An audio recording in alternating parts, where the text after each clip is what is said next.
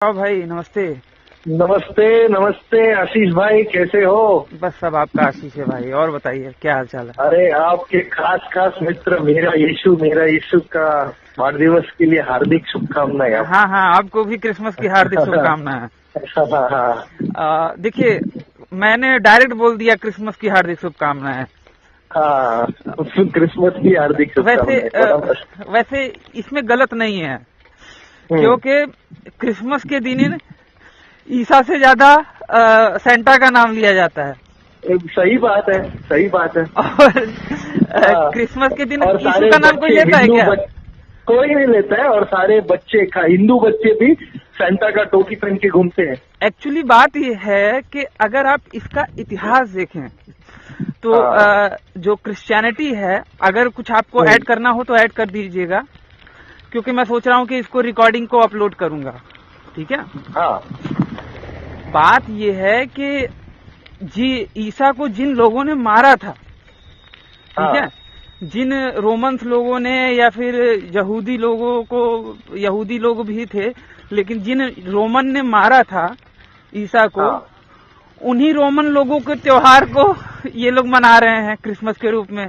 मतलब कि ईसा का ये जिस पड़ोसी ने इनके पिता को मारा था, ये पिता के हत्यारे का त्योहार मना रहे हैं एक तरीके से। फंक्शन मना रहे हैं, बराबर है। एक्चुअली ये जी जी जी बोले, ईसा का जन्मदिन 25 दिसंबर तो हो ही नहीं सकता है, किधर भी मेंशन नहीं है। बाइबल में एक जगह पे भी मेंशन नहीं है, एक जगह पे भी नहीं है। और ये बात मेंशन है कि जो अपने गाय और बकरी और भेड़ बकरियों को वो चारा खिलाने के लिए बाहर छोड़े थे।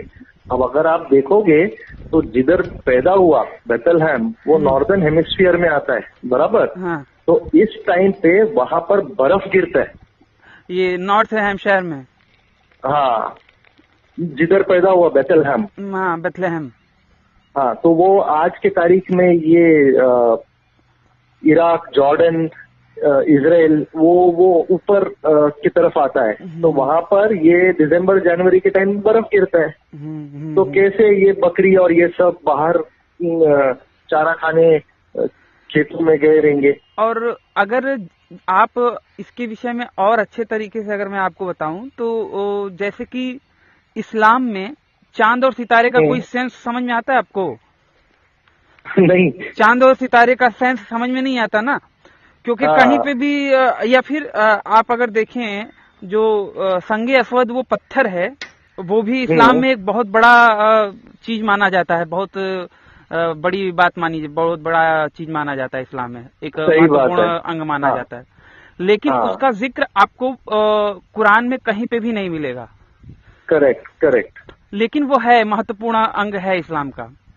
हाँ, सही बात है। कारण ये है कि अर्ली इस्लाम से पहले जो वहाँ के जो प्राचीन धर्म वाले थे अरब के, वो सब बुत परस्ती थे ना, बहुत सारे देवी देवताओं को मानते थे, प्रकृति को मानते थे। लेकिन वो लोगों का उस पत्थर पे और उस चांद सितारे के प्रतीक पे बहुत ही स्ट्रांग बिलीव था। वो इतना स्ट्रांग था कि उन्होंने कन्वर्ट तो हो गए, लेकिन वो उस चीज के प्रति अपना बिलीव छोड़ नहीं पाए, या फिर इस डर को नहीं छोड़ पाए कि भैया अगर उसे पूजना बंद कर देंगे तो उनका कुछ बुरा नहीं होगा, ऐसा वो मान ही नहीं सकते थे। उनको लग रहा था कि भैया बुरा हो जाएगा।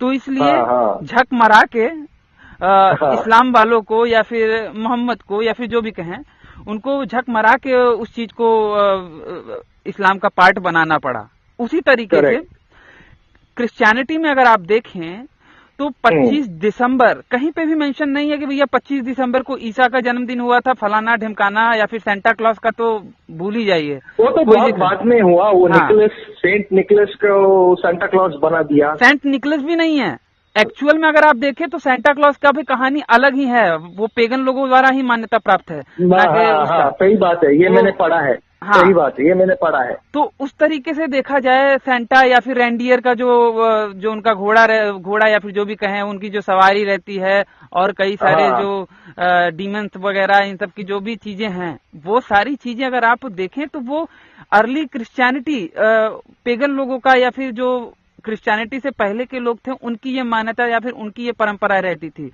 और वो उसी तरीके की कथा कहानियों में उस चीजों को चला के अपने परंपरा निभा रहे थे। अच्छा, 25 दिसंबर अगर आप देखें तो रोमन्स लोगों के कई सारे देवताओं का जन्म दिवस मनाया जाता है 25 दिसंबर को, ठीक है। हाँ। अच्छा, जैसे कि एक हरकिलीस है, हरकिलीस का देवता का नाम लिया जाता है, जो कि 25 दिसंबर को ही, मैं गलत हो सकता हूं लेकिन जहां तक मुझे पता है कई सारे देवता हैं, उनमें से एक का मैं बता रहा हूं कि हरकिलीस शायद उनका भी 25 दिसंबर को जन्म हुआ था, और वो भी भगवान के पुत्र माने जाते थे, ईश्वर के पुत्र माने जाते थे, और उनकी माता जो थी वो इंसान थी, और पूजा होता था। प्राचीन रोमन लोगों में पूजा होती थी, तो उनकी माँ की मूर्ति और वो छोटे से हरकिलीस रहते थे उनकी गोद में। हाँ, बाद में जब सही बात है, और यही कहानी अपोलो का भी है।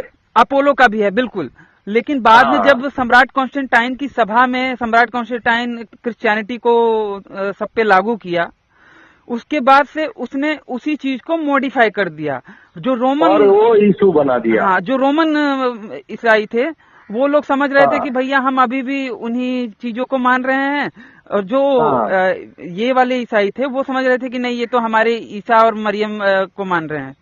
उस तरीके से चीजें, तभी तो भाई जब बाद में प्रोटेस्टेंट पंथ आया, जब प्रोटेस्टेंट ये मार्टिन लूथर किंग आया और प्रोटेस्टेंट का उदय हुआ, तो वो लोगों ने रोमन कैथोलिक का सबसे ज्यादा विरोध किया था।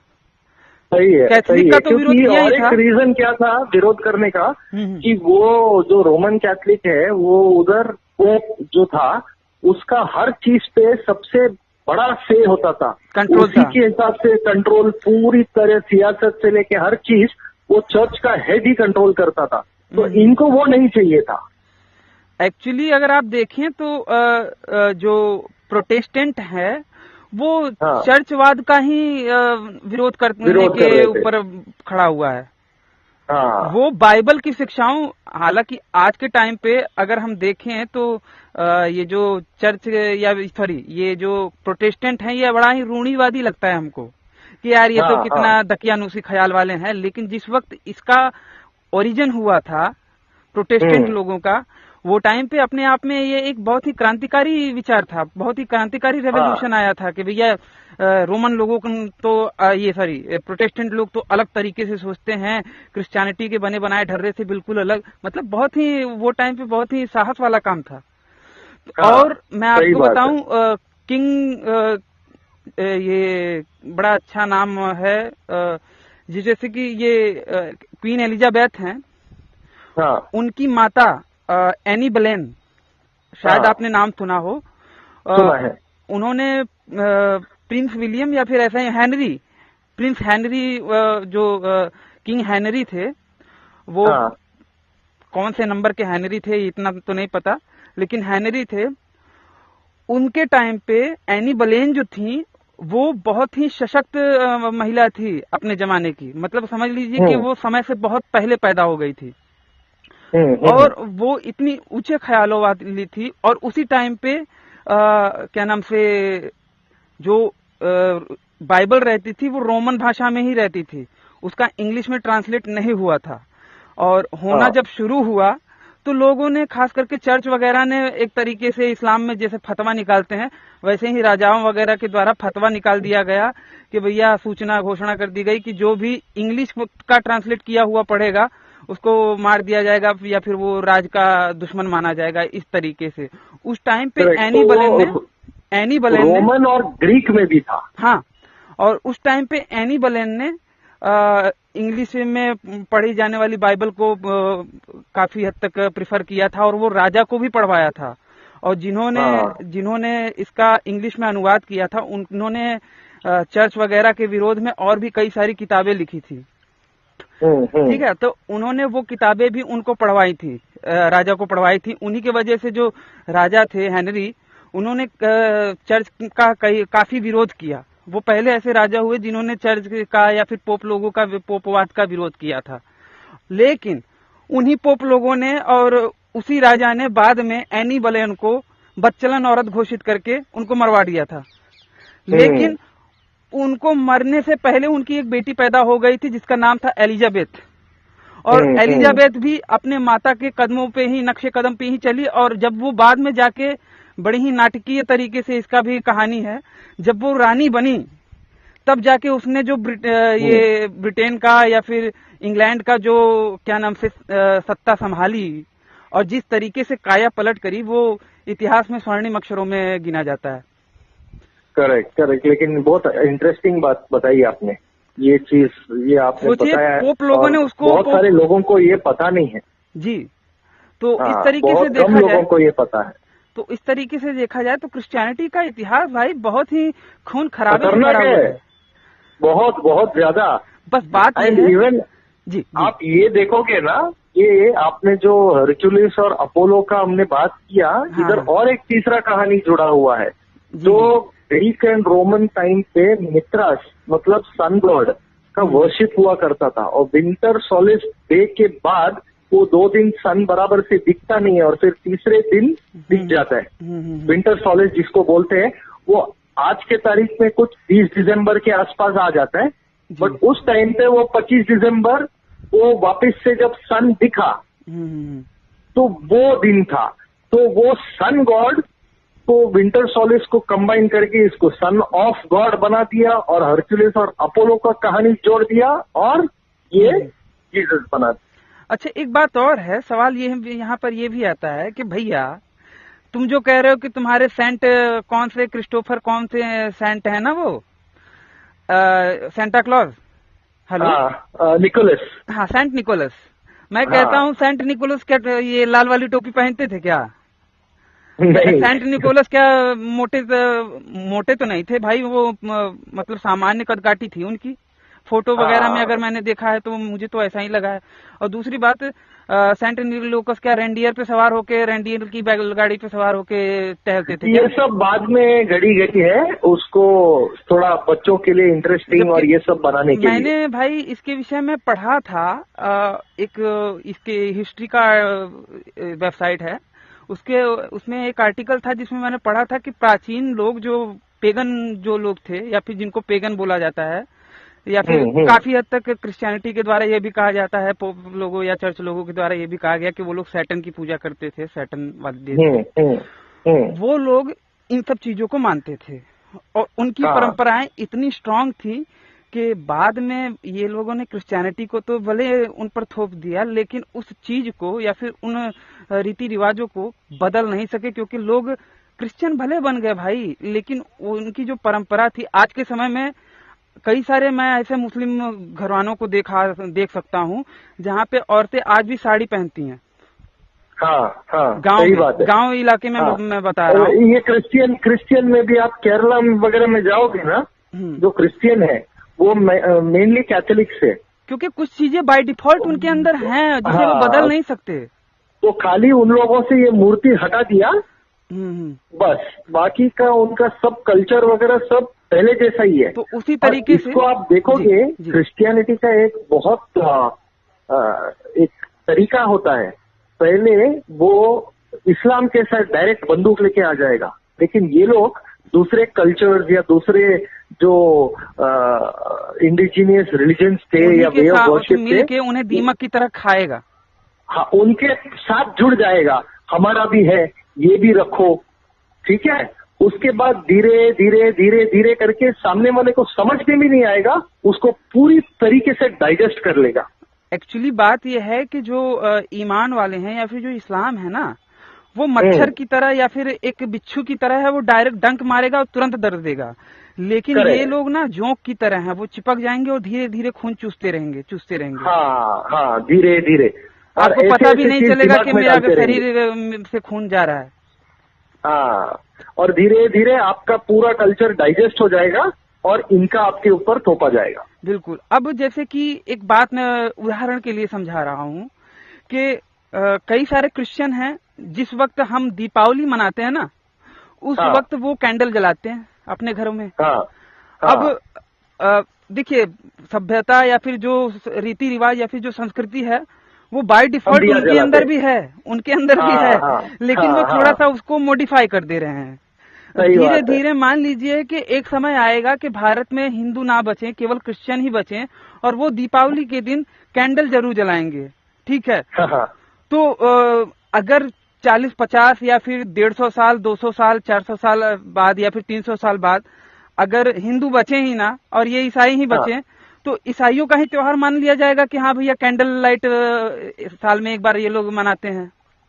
अगर हिंदू लुप्त होते जाएं उसी तरीके से, क्योंकि सारे हिंदू अगर ईसाई बनते जाएं तो उसी तरीके से जो सैटन जो लोग वो लोग कह रहे थे कि जो पेगन थे वो थे, जब उनका कन्वर्जन होने लगा वो सभी कन्वर्ट हो गए, लेकिन जो उनकी परंपराएं थी वो ईस्टर की वही रही, सेम रही। ईस्टर या फिर एस्टर या फिर इसके ये क्रिसमस के रूप में आज भी जीवित है। ये क्रिसमस ट्री जो है ना, हाँ, जिसको डेकोरेट किया जाता है, वो भी एक पेगन का हिस्सा है। बिल्कुल बिल्कुल। वो पौधों को पूजते थे और उनकी पूजा करते थे, उसको भी डाइजेस्ट करके उसको क्रिसमस ट्री बना दिया, जिसको डेकोरेट किया जाता है स्कूल वगैरह में सब। और हिंदू घरानों में भी ये चालू हुआ है। अरे भाई हिंदू तो मूर्ख है, हिंदू तो कुछ भी कर लेगा, हिंदू तो कहीं पे भी वो तो पीर बाबा के पास भी माथा फोड़ेगा और गाजी मियाँ और ये ईसा मसीह किसी के भी पास वो जाके माथा पटकने लगेगा, उसमें क्या है। हाँ, क्योंकि हमको तो वही सिखाया गया है कि नहीं, सब सर्वधर्म संभाव, तो सबकी रिस्पेक्ट करो। और यहाँ पर तो वैसे भी अनेकों देवी देवताएं हैं, ईश्वर के अनेकों रूप। अरे भाई मैंने नोट डाउन करके रखा था, कई सारे ऐसे प्राचीन जो पेगन लोग थे या फिर जो रोमन लोग थे, उनके कई सारे देवताओं का जो जन्म दिवस है वो 25 दिसंबर है। और ये लोगों ने, चूंकि वो लोग 25 दिसंबर को बहुत ही पवित्र मानते थे, तो ये लोगों ने उसे टेक ओवर कर लिया ईसा का जन्म दिवस बता के। बराबर है। और हाँ, यही हुआ है। स्टार्टिंग में मैंने वही बोला ना, डाइजेस्ट कर लेते दूसरों को। अब एक बात और बताऊंगा, धीरे क्या है उनको खत्म कर देंगे। अब एक बात और बताऊंगा कि 25 दिसंबर भारत में नहीं मनाया जाता था, मतलब कि ईसा मसीह या फिर क्रिसमस के नाम पे हम लोग नहीं मनाते। आज भी कई लोग हैं जो कि हालांकि अब तो इन्फॉर्मेशन का दौर है, सब अच्छे तरीके से जानते हैं कि यार क्रिसमस ईसाइयों का कुछ त्योहार है, लेकिन काफी समय तक जो हिंदू समाज था भारत का, वो क्रिसमस को नहीं मानता था, बल्कि हाँ बड़े दिन को मानता था कि हाँ भैया आज बड़ा दिन है। आज भी कई सारे हिंदू मिल जाएंगे आपको जो कहेंगे कि भैया आज बड़ा दिन है। और क्योंकि देखिए हिंदू जो था वो शास्त्रीय विधि से चीजों को देखता था, जो पंचांग वगैरह के हिसाब से जो चीजें सही रहती थी उनके हिसाब से, तो वो लोग अपने हिसाब से, आज भी हमारे यहाँ पे बड़ा दिन ही बोला जाता है। पंचांग के हिसाब से देखेंगे तो सबसे बड़ा दिन आज का माना जाता है। हाँ, तुलसी पूजा होता है आज के दिन। बिल्कुल। मैंने तो भाई तुलसी पूजा के उपलक्ष्य में ही आज वीडियो भी अपलोड किया, तो ये पवित्र प्रेम का, उसमें तुलसी पूजा के विषय में मैंने उसका जिक्र किया है। अच्छा, तो उस तरीके मैंने आज वीडियो देखा नहीं है आपका। आपने किसमें डाला है? वैचारिक मंथन में? अच्छा, अरिहंत आर्य पे। अच्छा। तो उस तरीके से देखा जाए तो हमारे यहाँ पे अलग संस्कृति सभ्यता थी, लेकिन जिस तरीके से ये लोग देखिए मुसलमान भी खतरनाक हैं, मुसलमान तो एक अकेला भी खतरनाक है, ठीक है भाई। ईसाई लोग ज्यादा होंगे तब ये लोग आक्रामक होंगे, बौद्ध लोग ज्यादा होंगे तब ये लोग आक्रामक होंगे, या फिर नास्तिक लोग, कम्युनिस्ट लोग ज्यादा होंगे तब ये लोग आक्रामक होंगे। लेकिन एक मुसलमान अकेला भी रहेगा ना, कोई गारंटी नहीं है कि भैया वो भीड़ में जाके फटेगा नहीं। लेकिन ये लोग सबसे ज्यादा खतरा, एक मुसलमान से हमको थोड़ा सा तो पता है कि भैया ये मुल्ला है, हमको पता चल जाता है कि भैया ये मुसलमान है, ये कैसा है। लेकिन और ये अगर कट्टर है तो ये हमको नफरत करेगा। हाँ, लेकिन ये तो हमारे अंदर ही मिलके रहते हैं ना, हमको पता ही नहीं चलता कि ये सामने वाला ईसाई है। और ये हमारे अंदर रह के हमको खोखला कर रहे हैं। आजकल नाम भी नहीं बदलते हैं ना भाई। मैं ही बदला था, मैं ही वो हुआ था तो क्या मैंने नाम बदला था क्या?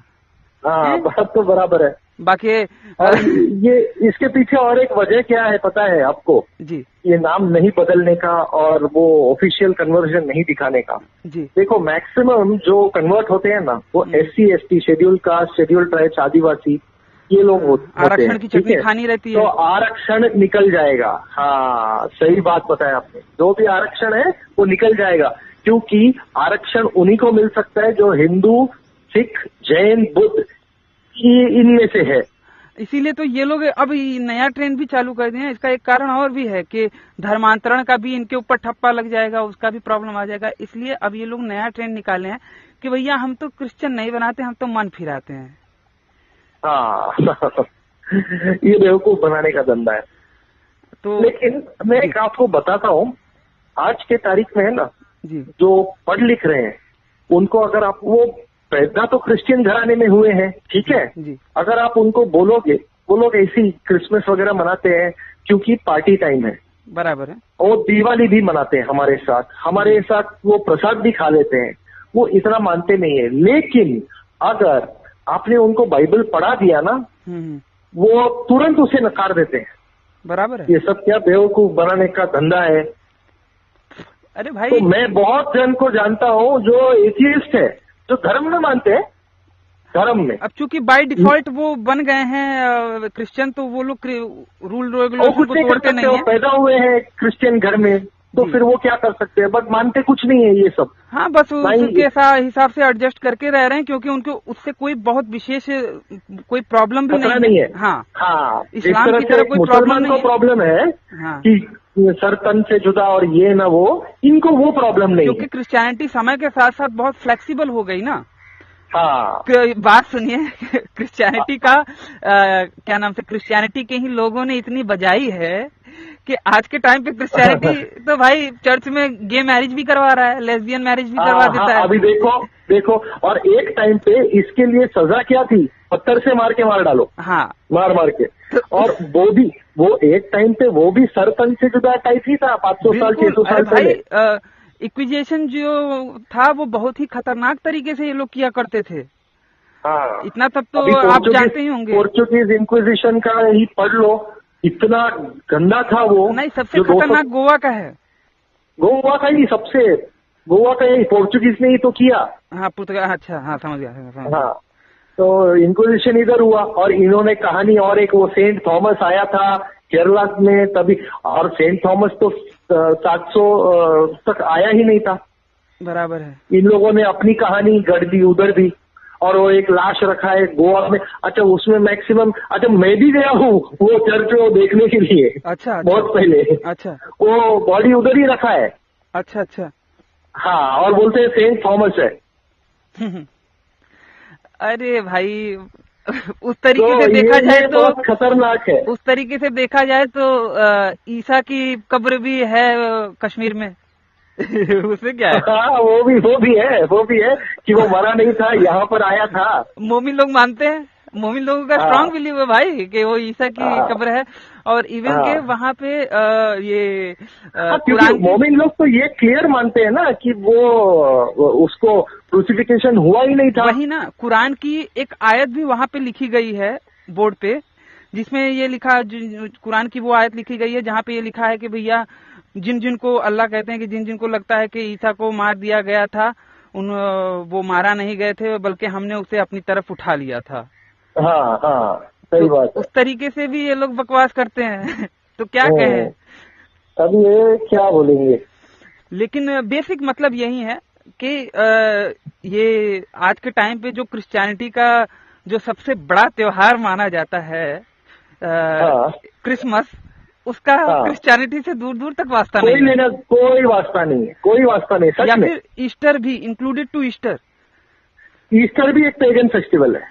ईस्टर को ये लोग एस्टर जो था उससे जोड़ के बताते हैं, लेकिन कोई दूर दूर तक कोई तालमेल नहीं है, कोई लेना देना नहीं है, कोई तालमेल नहीं है।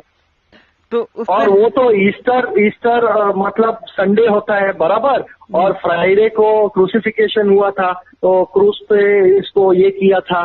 तो उस हिसाब से देखेगा तो 3 nights 3 days जो बोलता है ना ईसा, यूहन्ना के इसमें एग्जाम्पल देता है कि यही साइन रहेगा। जिस तरह यूहन्ना मछली के पेट पे 3 दिन और 3 रात रहा, उसी तरह मनुष्य का पुत्र भी पृथ्वी के अंदर रहेगा, धरती के अंदर। लेकिन वो तो हुआ ही नहीं 3 दिन और 3 रात। सही है, बिल्कुल सही है। और दूसरा, क्रूस पे ये लोग बोलते हैं मरा, लेकिन यूहन्ना तो पेट पे मरा ही नहीं था। सही है, बिल्कुल सही है। वो तो जिंदा था ना। वो तो जिंदा था। तो या फिर ये झूठ बोल रहा है फिर नहीं तो उसने वो क्यों दिखाया sign? Thanks to Zakir Naik जिसने ये पॉइंट हमको ये बताया। बात खोला नहीं, एक्चुअली ये जाकिर ने नहीं, उसके पहले अहमद दीदाक ने बता दिया था। मैंने जाकिर नाइक से सुना था।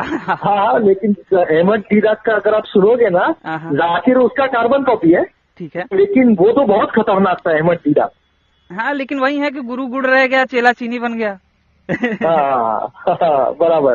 तो उस तरीके से देखा जाए तो भाई इनमें तो बहुत ज्यादा विषमताएं हैं। और ये कम्युनिज्म आप अगर देखिए, कार्ल मार्क्स ने सबसे ज्यादा क्रिश्चियनिटी की बजाई थी। हाँ, बराबर है। और ये लोग कम्युनिस्ट जो भी बने, ठीक है, कार्ल मार्क्स ने औद्योगिक क्रांति जहां से शुरू हुई थी, अगर मैं गलत नहीं हूं तो इंग्लैंड से ही शुरू हुई थी, और इंग्लैंड में ही मतलब कि औद्योगिक क्रांति के गढ़ में जाके कार्ल मार्क्स ने इनकी खटिया खड़ी करी थी। ये किया था, बराबर, क्योंकि वो इंग्लैंड में ही शुरू होना था। उस टाइम पे सारे रॉयल खानदान इंग्लैंड के ही थे, पूरा कंट्रोल उन्हीं का था, वो सुपर पावर थे। तो सोचिए, उस टाइम पे जब क्रिश्चियनिटी पीक पे था, इतने समय से इनकी बजाई जा रही है, तभी तो आज के टाइम पे ये लोग प्यार प्यार प्यार प्यार, यीशु यीशु मेरा मेरा प्यार प्यार, तो मतलब एकदम मेमने बने बैठे रहते हैं। नहीं तो एक टाइम था ये लोग भी भेड़िए की तरह नोचने को तैयार रहते थे। हाँ, क्योंकि किताब में वही लिखा है। एक्चुअली आप देखोगे ना, आपने तो बहुत बार पढ़ा होगा जी, ये कुरान में और इसमें ज्यादा फर्क नहीं है। बिल्कुल फर्क नहीं है भाई। अगर आप एक्चुअल में देखें ना, मार काटने की बात अगर इसको नहीं मानोगे तो मार काटने की बात दोनों में लिखी है। कुछ लोगों को लगता है कि भैया बाइबल में ही सबसे ज्यादा हिंसा है, ये कुरान में सबसे ज्यादा हिंसा है। मैं कहता हूँ कुरान में ही नहीं, बाइबल भी उससे कम नहीं है जितनी हिंसा बाइबल में। दोनों एक दूसरे को फुल टक्कर देते हैं। सोचिए भाई, बाइबल में एक कहानी है कि एक औरत रहती है जिसपे कि उसका जो एक व्यक्ति रहता है, उसकी पत्नी पे उसको व्यभिचार का शक रहता है, ठीक है। तो शायद 50-60 आदमी रहते हैं, उन सभी के सामने वो छोड़ देता है अपनी बीवी को। वो रात भर उसके साथ दुष्कर्म करते हैं और दिन को देखता है तो वो मरी रहती है। और वो जो पति रहता है वो उसको बाहर करके उन आदमियों के सामने दरवाजा बंद करके सो जाता है। सोचिए कितनी घटिया ये कहानी, इतनी दर्दनाक है। अगर इसे पिक्चराइजेशन इसका किया जाए, कितनी खतरनाक दृश्य बनेगा। और ये बच्चे पढ़ रहे हैं धर्म ग्रंथ के नाम पे। नहीं, एक्चुअली ये बराबर है, धर्म ग्रंथ के नाम पे है ना। पहले आज से अगर आप देखोगे 100 साल पहले लोगों को बाइबल पढ़ना मना था। जो सरमन वो चर्च में पादरी या फादर देगा वही सुनना था, ठीक है, क्योंकि उसमें से अच्छी अच्छी चीजें खाली वो बताएंगे। लेकिन जब बच्चे थोड़े बड़े होकर पूरा पढ़ने लगे तो उनको समझ में आ जाता है कि इसमें इतना गंदगी है। सही है। तो वो लोग खुद छोड़ देते हैं कि ये क्यों मार काटने की बात कर रहे हैं। और नहीं, बात ये है कि अच्छा, वो सब कहानी भी है उसमें, जिसमें किसमें लेविटिकस, ड्यूटरोनॉमी, उसमें कि अगर सुहागरात के टाइम पे औरत का खून नहीं निकलता है तो उसका पत्थर मार मार के, मतलब अगर वर्जिन नहीं है तो पत्थर मार मार के उसको मार दिया जाना चाहिए सबके सामने। उसमें तो एक कहानी ये भी है, ये बिल्कुल सही है।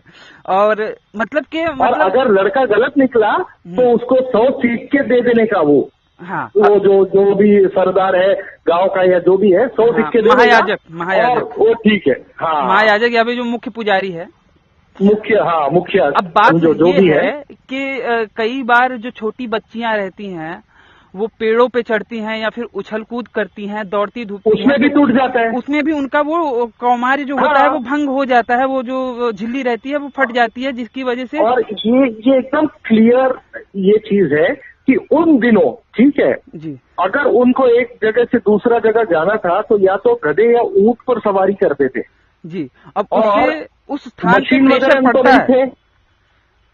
हाँ, हो ही जाता है। और मशीन वगैरह नहीं थे तो उनको हर चीज, जो आग जलानी हो, खाना पकाना हो या कुछ भी करना हो, वो फिजिकल काम था। तो उसमें तो चांस ज्यादा है। बिल्कुल। तो फिर ये क्यों डाली गई वो भगवान उसको मालूम ही नहीं। देखा जाए तो यहोवा को ये सारी चीजें नहीं पता थी। अच्छा, दूसरी बात, यहोवा को सारी चीजें इसलिए नहीं पता है, एक्चुअली उसको पता होना चाहिए था, क्योंकि बाद में जब मूसा आया तभी तो उसको 32 कुंवारी मिली। हाँ हाँ, ये बात भी है। नंबर्स में हुआ था ना कि और 32 भाई उसका शेयर था। यहोवा ने आदेश दिया होगा तभी तो उसने कहा कि भैया यहोवा के लिए बचा के रखो।